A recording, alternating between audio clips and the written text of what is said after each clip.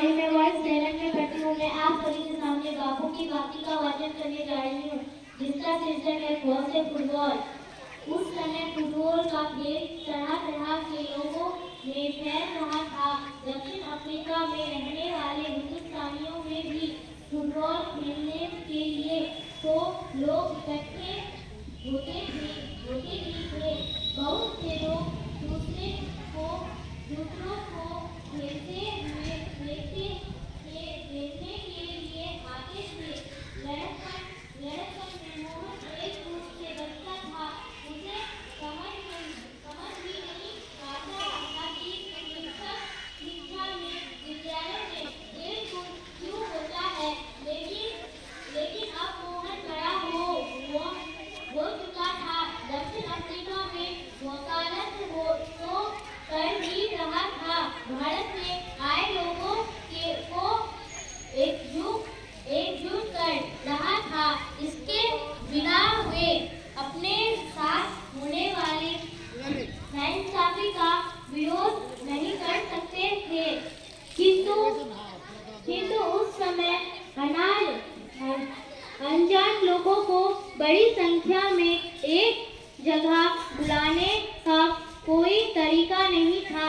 Phone अखबार तो थे ही नहीं। हिंदुस्तानी लोग अलग अलग भाषाएं बोलते थे। मोहनदास को एक विचार आया, फुटबॉल के लिए तो लोग अपनी इच्छा से ही इकट्ठा होते थे। उन्हीं के बीच जाकर मोहनदास बातचीत पर्चे बांटते आगे चलकर गांधी जी ने अलग अलग जगह 3 फुटबॉल क्लब बनाए, जिसका नाम अहिंसक आंदोलन के हिसाब से भी रखा गया था। दक्षिण अफ्रीका में यह पहली बार हुआ कि खेल कूद का कोई क्लब सिर्फ गोरे लोगों के लिए नहीं था। गांधी जी समझ गए थे कि खेलों से केवल स्वास्थ्य बेहतर नहीं होता, इससे लोगों के आपसी संबंध भी स्वस्थ होते हैं। गांधी जी के भारत लौटने के लिए कई साल बाद सन 1921 में दक्षिण अफ्रीका के हिंदुस्तानियों की एक फुटबॉल टीम भारत आई। इसके खिलाड़ियों ने